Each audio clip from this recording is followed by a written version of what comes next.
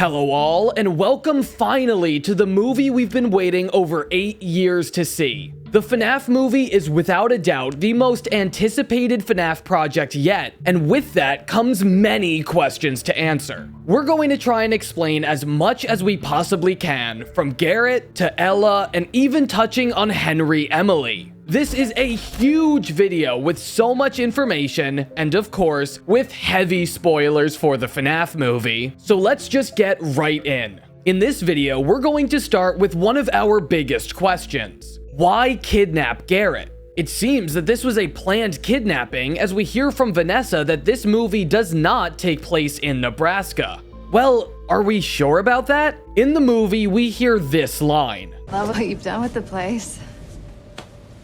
Why Nebraska? This would definitely suggest that we aren't currently in Nebraska, but why don't we make sure by figuring out our exact location to the city in this movie? There are a few helpful items in this movie to pinpoint a location. The family court matter documents, Vanessa's police pins, and William Afton's business card. Let's start by looking at Vanessa's police pins. These say GFPD. PD always stands for police department, so with that, we know that their location has to be the abbreviation GF. Next, we should look at the family court matter document. At the bottom of these papers, it says court administrator or call the Minnesota. Boom! Right here, we get our state, Minnesota. So we know our location has to be in Minnesota, and the city must be able to fit the abbreviation GF. Now, there's one final thing to check. William's business card. It's hard to read, but at the bottom we can see an address. We can make out the number 2745 and 2nd Avenue with 2nd floor written below it. If we check the first part of this in Google Maps, we come up with a location. East Grand Forks. There is no 2nd floor to this area, but it seems to be the closest we're going to get. Our GF in GFPD is for East Grand Forks, which is located in Minnesota. Checking their police department, they use the abbreviation EGFPD, but this seems to be the closest we're going to get to an actual set location. Now, we can assume that the kidnapping does take place in Nebraska, considering the poster. It is possible that they just used a random poster that had a forest in it and it just happened to be Nebraska, but considering how straightforward a lot of the lore is in this movie, it is safer to say that this incident did in fact happen in Nebraska. Another helpful hint is by just looking at these states. Minnesota has 17.6 million acres of forest, while Nebraska only has 947,000 acres. It would probably be easier to find a poster for Minnesota's forest than for Nebraska's. With all of this, it seems safe to assume that this kidnapping did in fact take place in Nebraska.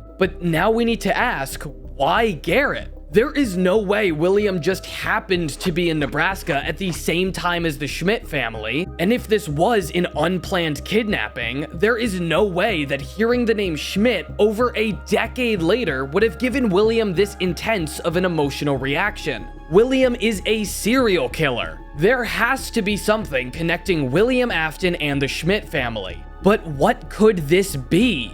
Well, it's very apparent that this movie takes place in a new timeline. This movie takes place in April of the year 2000, while the paycheck in FNaF 1 takes place in November. We know this could not be possible with the destruction of the pizzeria at the end of the movie, so this is a very clear example of this movie being a separate timeline from the games. A new concept in this movie is the mixing up of familial relations. Vanessa is William's daughter, and Mike is a Schmidt with a pretty large family. There are already so many differences with this timeline compared to the previous one. For us to truly understand William's connection with the Schmidts, we need to see what makes them so special. Throughout the movie, the Schmidts don't really act like a normal family. Mike has harnessed the ability to go back to the same dream and event in his life whenever he wants to, and his sister has special imaginary friends. We will later learn that these imaginary friends are not imaginary at all, but in fact the ghost children that embody the animatronics. This seems to be a unique occurrence in this timeline, as we hear Aunt Jane calling Abby mentally ill.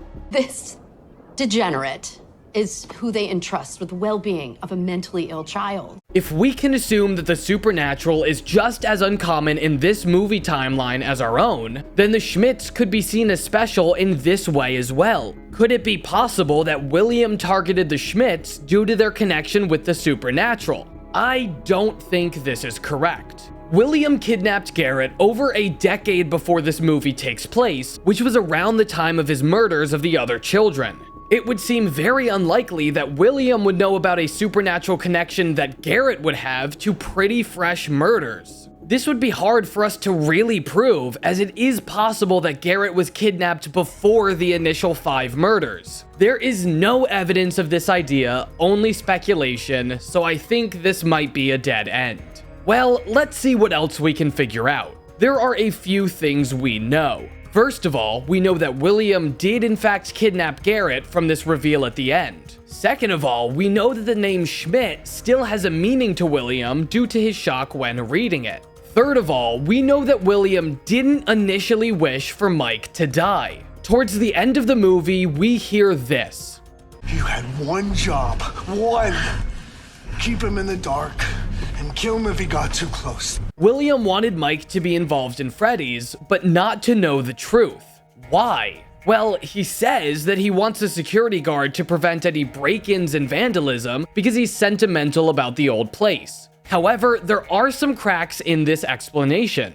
First of all, William is only hiring a night guard. We saw from Max, her brother, and their friends that the pizzeria is not open during the day. Now, this would all be fine if William also hired a daytime security guard, but we also see that this is not the case. Jeff, Mac's brother, is seen inside the security office, and what do you know? No security guard. For some reason, William is still hiring security guards, but it doesn't seem that he wants them to live.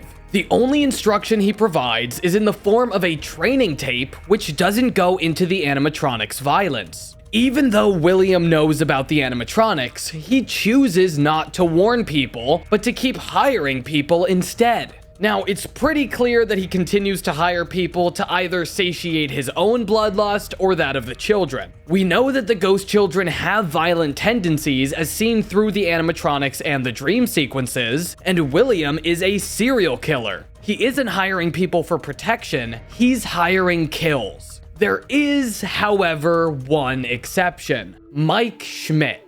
William doesn't seem to want him to die. When they're talking over the phone, William says this. So, I will catch you on the flip side. Hopefully. He specifically says, hopefully. This isn't just a one-off comment. There is a huge moment that presents Mike as something other than just a kill. At the end of the movie, while yelling at Vanessa, William says this. You had one job. One. Keep him in the dark and kill him if he got too close. He explicitly says that there was a plan for Mike. They were supposed to keep him on board, but prevent him from knowing the truth. Why? Why does William want Mike so badly? The more we talk about this movie, the more connections we make with William and the Schmidts, but we aren't getting any closer to an explanation. We've talked about Mike, we've talked about Abby, it might be time to move on to another family member.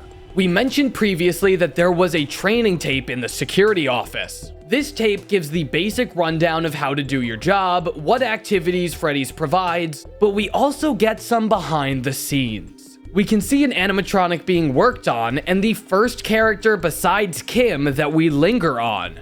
This engineer, even though we actively linger on him, is not in the credits for this movie. We get credits for Kim, the main person talking, but not this mechanical engineer. Maybe, just maybe, we could have already seen this character before. We don't get to see too much, but we do get to see a basic facial structure. We can see the outline of the head from afar and a zoomed in view of his jaw and chin. Comparing this to all the other characters we've been introduced to, one sticks out above the rest. This actor is Garrett. No, not that Garrett. Garrett Hines. This actor plays none other than Mike's dad. Now, I know, with just the information we have right now, this is a stretch. That's why we're going to see if we can back this statement up. First question, why would Mike's dad be working for Fazbear Entertainment, especially as an engineer? Well, let's look at a few things that we do know. We know for sure that William has some sort of connection with the Schmidts, and this could possibly be through the dad. We also mentioned earlier that the familial relations and names in this movie are all over the place, so it could be that the Schmidts aren't merely Schmidts at all. We could know them by some other name. But what would this name even be? Well, there are a few connections throughout this movie to other families that were not discussed at all in this movie. One of the biggest ones is through this spring-lock suit. This isn't merely a custom design for this movie, but something we have seen before. In the trilogy of novels, The Silver Eyes, The Twisted Ones, and The Fourth Closet, there was a doll named Ella. This doll was made for the main character, Charlie Emily, by her father, Henry Emily. While I don't think the Ella springlock suit is a huge lore drop in this movie, this could be a hint in the direction we should be looking. Let's take a look at Henry Emily for a minute. Henry is William's former partner and is also known as the Cassette Man from Pizzeria Simulator. In the encyclopedia, he is seen with a beard and animatronic blueprints. It is said that he created the original animatronics, Freddy, Bonnie, Foxy, and Chica. That same year, his daughter, Charlie, was killed outside one of his establishments by William. Now, Mike's dad has a lot of parallels to Henry. Henry was known to have built the four main animatronics, and we can see what appears to be Mike's dad working on an animatronic in the tape. It is pretty easy to figure out which animatronic this is through one key detail: the eyes. This animatronic has purple eyes, the exact same color as Chica, who is the only one of the original animatronics to have these purple eyes. We can clearly see that this character does in fact have a beard, and not only this, but Mike's dad's child was also taken by William and killed. Not only does Mike's dad connect with Henry, but Garrett connects with Charlotte Emily. But the connections between the Schmidts and the Emilys don't end here. At the end of Pizzeria Simulator, it is hinted that Henry ended his life in a way that would also set Charlotte's soul free, but we never actually confirm that Henry did die. It's more ambiguous, not saying one way or another. The same thing happens when Mike talks about his dad.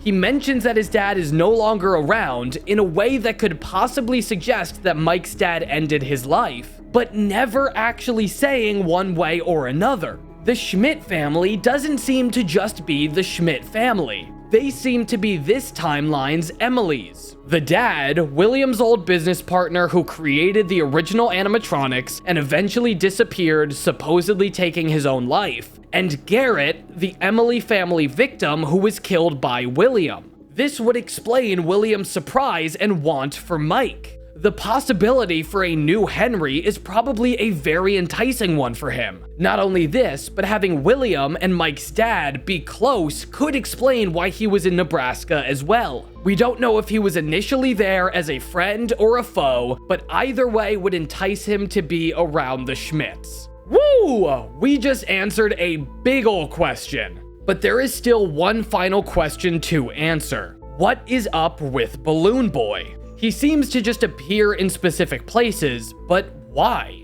Well, some may think that he could be possessed, but I don't think this is possible. This Balloon Boy figure is super tiny and has no possibility for movement. It's just a static model. Instead, this Balloon Boy seems to be a calling card. But whose calling card? One may think that this could be Vanessa's, but at the very end of the movie, Balloon Boy appears in the taxi. At this point, Vanessa should be in the hospital, unable to move.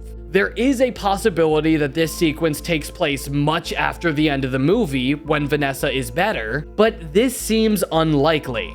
This could not be Vanessa's calling card. Now, this Balloon Boy figure seems to have a teleporting nature to it, similar to Golden Freddy, and the first two times we see Balloon Boy is either after or before the kids do something. With the taxi driver, Golden Freddy was previously associated with him in the movie, so this could be a reference to that as Golden Freddy's calling card. However, I think there's a better option for us. William Afton. When Mike first goes into the office where William prepared a VHS tape for him, we see Balloon Boy in the locker with a flashlight. After the animatronics attacked the intruders, someone would have needed to clean up the mess, which would most likely be William, as he is seen as influencing these kids. And finally, at the end of the movie with the taxi, this was used to hint to the audience that William has already returned, now as Springtrap.